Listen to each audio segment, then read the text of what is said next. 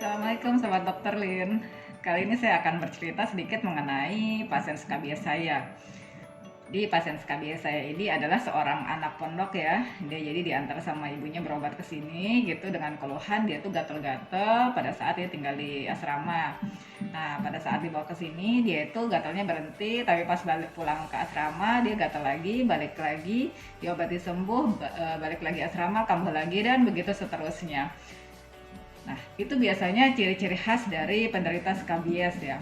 Dimana skabies itu memang sangat gampang menular dan pengobatannya sebenarnya sangat sederhana, gampang-gampang aja sebenarnya, tidak terlalu sulit ya, tetapi memang kesembuhannya itu sulit gitu karena biasanya penderita skabies itu banyak orang gitu di tempat yang ramai dan biasanya satu orang berobat, yang lain tidak berobat gitu. Jadi susahnya tuh di situ gitu. Jadi yang satu sembuh, yang lain masih bisa menularkan. Jadi dia kayak semacam lingkaran setan ya. Jadi nggak putus-putus gitu. Jadi emang kalau mau sembuh ya harus berobat sama-sama, harus start awal sama-sama, kemudian membersihkan juga lingkungan sama-sama.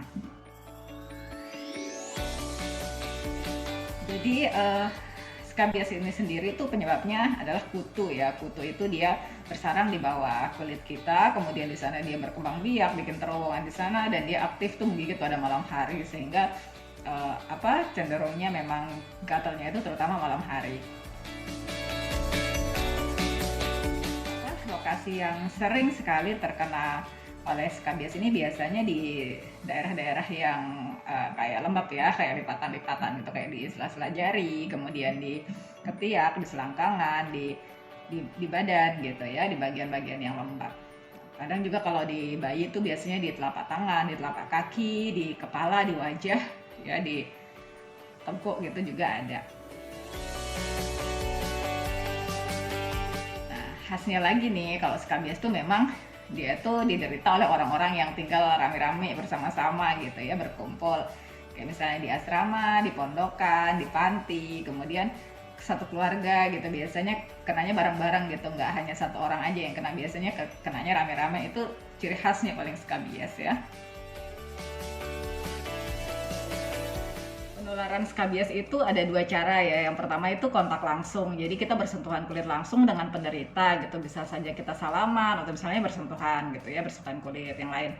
Kemudian yang kedua adalah penularan dari alat-alat atau barang-barang yang digunakan oleh penderita skabies. Misalnya tuh kayak alat-alat tidur tuh kayak bantal guling, selimut, kemudian ada karpet di sofa, tempat tidur, kemudian alat mandi itu misalnya kayak handuk ya, kalau misalnya di asrama atau di mana tuh atau di rumah misalnya kan pinjem-pinjeman gitu ya, pinjem-pinjeman atau misalnya aku tidur di kamar kamu nih, kayak misalnya seperti itu. Jadi itu bisa nular di sana ya. Kalau skabies itu biasanya dikasih salep sama dokter. Jadi salepnya itu nanti sesuai dengan kondisi pasien gitu. Misalnya kita mungkin sering dengar ya kayak misalnya salep 24, kemudian salep permetrin gitu ya. Kemudian kalau misalnya pasiennya udah ada infeksi tuh, kalau udah bernanah-nanah tuh biasanya dokter meresepkan obat antibiotik ya untuk diminum sama obat untuk menghilangkan atau mengurangi rasa gatal. Nah, kemudian yang kedua adalah dengan melakukan sterilisasi atau bersih-bersih tuh bahan-bahan yang sudah atau alat-alat yang sudah dipakai oleh penderita skabies. Misalnya mencuci ya, dicuci pakai deterjen, kemudian dijemur di terik matahari, kemudian disetrika. Ya, kalau misalnya bahan-bahan atau alat-alat yang besar-besar yang sulit untuk dibersihkan atau dicuci itu biasanya dibungkus pakai plastik ya, kayak misalnya sofa, kemudian tempat tidur, kemudian karpet yang besar gitu ya. Kalau misalnya susah untuk dicuci nanti dibungkus pakai plastik selama 7 hari, nanti kumannya akan mati.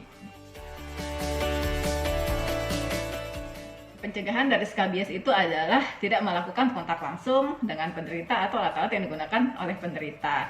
Kemudian yang kedua adalah menjaga kebersihan higien atau higien sanitasi diri sendiri dan lingkungan sekitarnya. Sekian informasi dari saya, semoga bermanfaat. Salam sehat.